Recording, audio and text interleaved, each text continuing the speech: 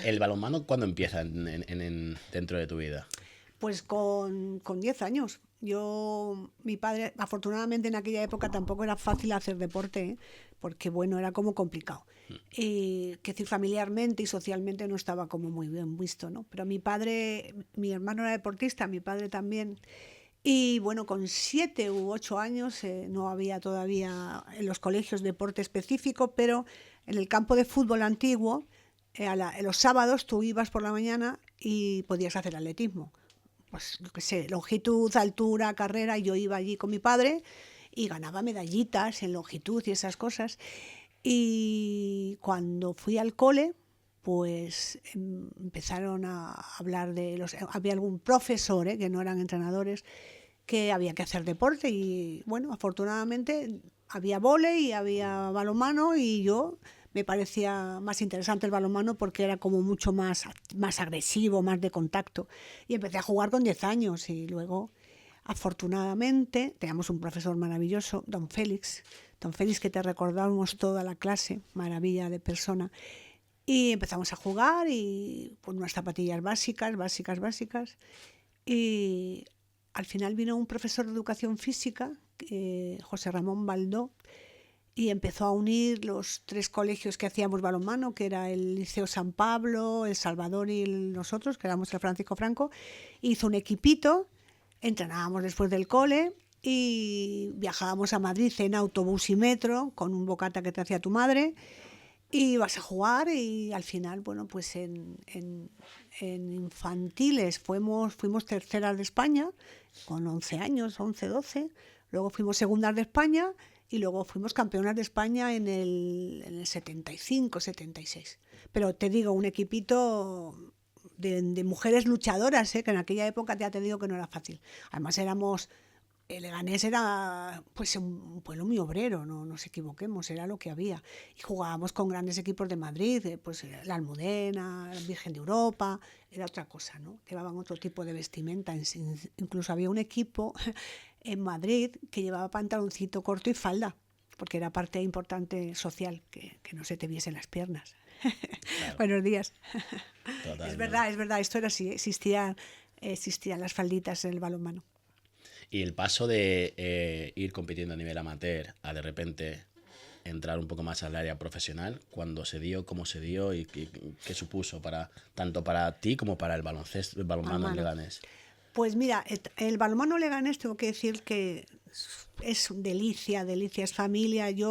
En el año 76 inauguramos el pabellón que ahora es el Manolo Cadenas. Manolo, un abrazo. Que bueno, pues se llamaba Camino del Cementerio sin número, ni siquiera tenía nombre. Y lo inauguramos en un partido contra el Atlético de Madrid, de balonmano chicas, que existía, que además era campeón de Europa, que se lo cargaron. Y bueno, incluso fue en la televisión y es un partido que está en la tele, porque imagínate, Fue un momento importante. Importante. Estamos hablando de 16 años y para nosotros inaugurar un pabellón y con el Athletic eran, ¡buah!, que las veíamos jugar en el Magariños, íbamos Las allí, supercampeonas, ¡buah!, claro. campeonato de Europa y tú allí con las zapatillas esas, la Victoria, que ni siquiera tenían suela.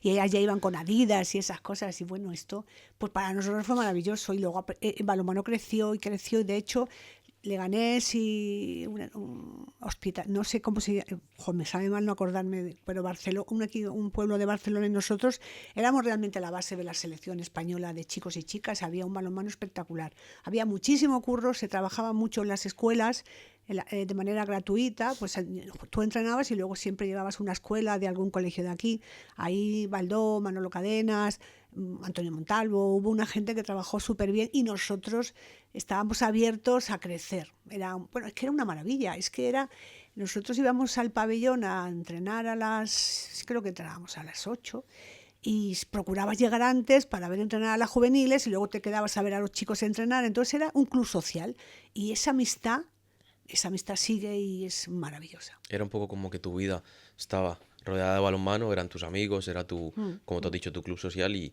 el estar rodeada continuamente del balonmano te llevó a profesionalizarte dentro del deporte. Las ofertas pues estuvieron ahí, estuvo el Atlético de Madrid, estuvo Caja Madrid, pero es que yo estaba muy bien aquí y a veces tienes que valorar si quieres ser cabeza de ratón, no cola de león. Porque eso es importante en tu vida, porque si tú vas a un gran equipo y sabes que tus posibilidades de jugar todo el partido son complicadas, pues prefieres quedarte donde creces. Que también valoras y piensas, bueno, pero si estoy en un equipo de gente grande voy a aprender más cosas. Pero bueno, yo decidí quedarme, vivía aquí, trabajaba aquí, entrenaba aquí, no me suponía autobuses, ni tiempo, ni metro, y para mí es que esto era mi familia. Y ya me fui. Después del Mundial, en el 97, que fue creo el Mundial, o quizá en el 96, en Valencia, pues ya decidí irme porque claro, aquí tenía que trabajar y entrenar, y entonces decidí irme un poco por estudiar. Quería hacer Derecho y bueno, de hecho empecé Derecho. Y luego me vino esta maravillosa enfermedad y perdí la vista casi. Bueno, el ojo izquierdo no ve nada, el derecho ve lo justito. Y bueno, pues lo dejé en segundo de Derecho. Pero bueno, lo hice porque mi intención era hacer Derecho y quería trabajar. Y la vida no me lo regaló, pero vamos, no pasa nada, porque también soy entrenadora nacional y también lo hice pensando en que yo quería entrenar un equipo cadete de chicos, y la cosa está que ahora no puedo, por muchas circunstancias, porque no todos los pabellones están adaptados, los autobuses adaptados son más caros, los hoteles tampoco están todos adaptados, no puedo hacer nada físicamente, solamente puedo hablar teóricamente de la técnica, de la táctica. Entonces, bueno, pues sigo haciendo cosas, sigo viendo casi todos los partidos que puedo en el Cadenas, siempre que puedo voy. Tenemos, insisto, un grupo de viejos maravillosos, de viejas glorias, y siempre que puedo estoy en contacto con la gente de Valencia, estoy en contacto todavía con gente que tiene contacto con las actuales que están seleccionadas. Bueno, sigo muy en contacto con el balonmano porque es mi vida y ya está. Y en cuanto a, porque hemos abierto varias líneas, sí, y me interesaría tocar la parte de los mundiales, porque has comentado que has competido a nivel internacional representando a España. Sí. ¿Cómo es esa primera llamada de la selección? O sea, ¿dónde te pilla? ¿Y cómo es aquello de, hostia, me llama a España para ir a competir y representar a España en algo?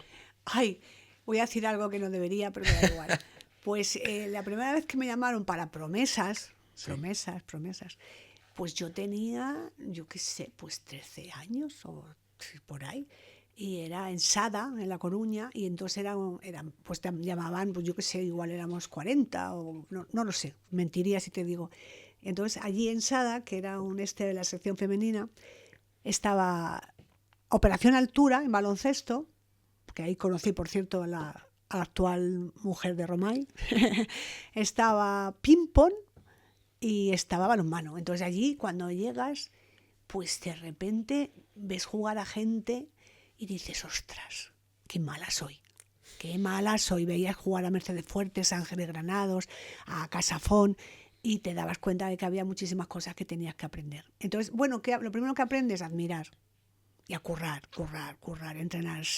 Pues entrenaríamos 6 horas diarias y aquello era maravilloso, y siempre el mismo bocata de queso con membrillo, y la disciplina, y la sección femenina, y los fuegos de albergue, cosas que para una persona como yo, que soy una persona de pueblo, que no había salido de Leganés, Chillón Leganés, quiero decir que no había visto la playa, y entonces la miraba, estaba como la señora esta que sale, doña Rogelia, que miraba el mar y decía, ostras, qué grande es esto, ¿no?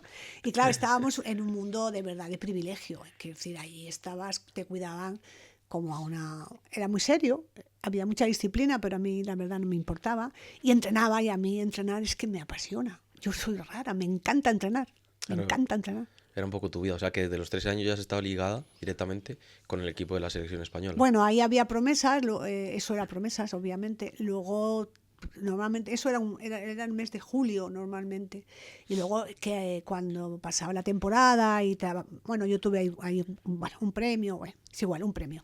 Y siempre estabas esperando el telegrama. Y estabas en la terraza diciendo, por favor, que me toque. Y cuando no te tocaba, pues que mi madre decía que aunque estés en la ventana no te va a venir el telegrama. Pero claro, yo quería el telegrama para volver a ir a Sada. Y sí, estuvimos, yo creo que fueron 2 años o 3 años. Y luego, bueno, pues la vida... Luego, mira, hay una parte de la vida que es trabajo, disciplina, honradez y esas cosas, pero... y humildad. Y hay otra cosa que yo creo que no se puede demostrar, que es la suerte. Y la suerte existe. Porque a mí a la Junior, en principio no me llamaron. Yo estaba yo con una llorera. Y Lourdes Leucona, fíjate, sí que me acuerdo hasta el nombre, no pudo ir. Porque en aquella época tenías que trabajar. Las personas, nosotras, los obreros. Y esta chica pues no la dieron permiso en el curro. Entonces me llamaron porque estaba la siguiente en la lista. Y fui a la Junior, a la selección Junior. Y tuve de central. Y por unas circunstancias, la extremo, que era buenísima, Concha, pues no podía ir a los Juegos del Mediterráneo. Y entonces pues dijeron, bueno, pues de extremo, yo no había jugado nunca de extremo, pero dije, pues de extremo, me daba igual. Y entonces me llevaron a la absoluta porque, fíjate qué coincidencia, no va Lourdes, la extremo no puede ir, y entonces de repente de no ir a la Junior, en principio llegas a la absoluta por una... A ver, también había mucho curro de mío, sí, claro, ¿no? Pero claro, quiero decir que a veces la suerte existe. La tienes que apreciar. No, y totalmente. También estabas comentando que durante la carrera profesional, tanto en tu caso como en el caso de esta chica que no pudo ir, compaginabais con trabajo, porque al final era un deporte que no daba como para vivir de él. No daba nada, no daba ni un duro. Nada. Ni en masculino ni en femenino. ¿No? O sea, no había gente que viviese en el balonmano. Sí, hombre, los que estaban en el Atleti, en el Barça, en el Teca... esa gente sí vivía. Nosotros no, nosotros estábamos en Leganés. La verdad es que Leganés se portó estupendamente, porque me refiero que, bueno, tenías el autobús para irte a Barcelona a jugar, tenías el hotel pagado, tenías la cena, todas estas cosas las tenías, pero no había nada más. Lo único que había era pasión